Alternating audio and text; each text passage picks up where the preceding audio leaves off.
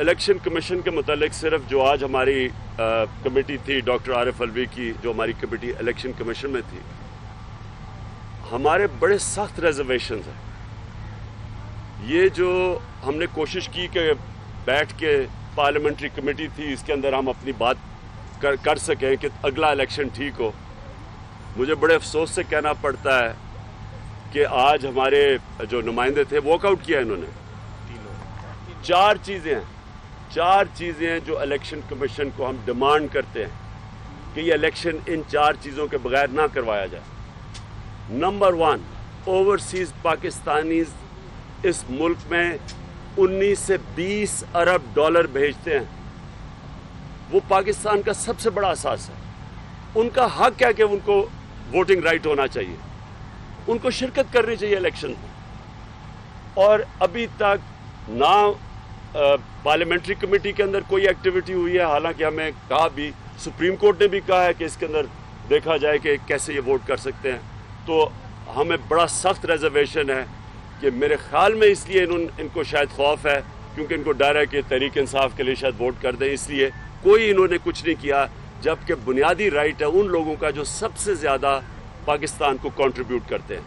Number 2, हमें सख्त reservations हैं इस इलेक्शन कमीशन के ऊपर। इस इलेक्शन कमीशन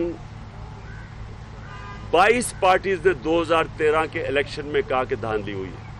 उसके बाद जुडिशल कमीशन बैठी, जुडिशल कमीशन ने 40 फाइंडिंग दी कि ये इनको इस्लाहत करनी चाहिए इलेक्शन कमीशन को। उस फाइंडिंग्स में एक ये था कि 35% फॉर्म 15 मिसिंग थे, 2.5 करोड़ बैलेट मिसिंग था।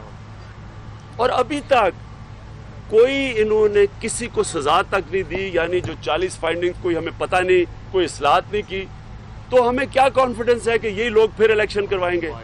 और जो बाई इलेक्शंस आप उठा के देख लें, आप पूछें लोगों से कि जो बाई इलेक्शंस हुए हैं हर जगह के लोग कंप्लेन, पीटीआई की बात नहीं कर रहा, बाकी पार्टी जो हारता है वो कंप्लेन करता है कि इलेक्शन साफ और शफाफ नहीं हुआ।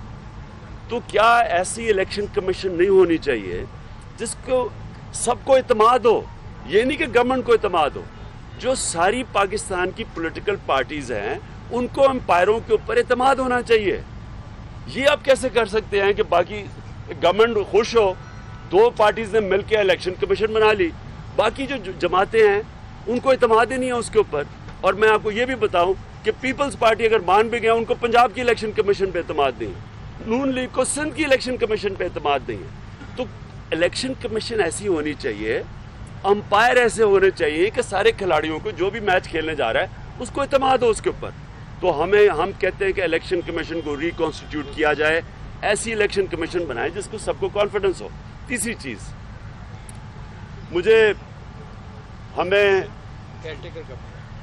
हमें बड़ा खदशा है कि लास्ट टाइम जो पंजाब के अंदर ख़ास तौर पे हमें हुआ कि इन्होंने केयर टेकर गवर्नमेंट ऐसी बनाई जिसके ऊपर जब बात इलेक्शन हो गया तो खुद नजम सेठी ने कहा कि इलेक्शन से 9 दिन पहले सारी अथॉरिटी मेरे से चली गई थी मॉडल टाउन यानी कि शरीफ बरादरान के पास। तो अगर केयर टेकर का तो मतलब ही है कि वो न्यूट्रल केयर टेकर हो। अगर वो सारी अथॉरिटी वहाँ चली गई थी और सारी ब्यूरोक्रेसी उनसे सुन रही थी तो फ्री एंड फेयर इलेक्शन कैसे हो सकता है? लिहाजा हम समझते हैं कि केयर टेकर गवर्नमेंट चूज़ करने के लिए जो इलेक्शन करवाए सारी पार्टीज ऑन बोर्ड हो। सिर्फ ये ना हो कि आपस में मुकाओ 2 पार्टीज करें, सारी पार्टीज ऑन बोर्ड हो।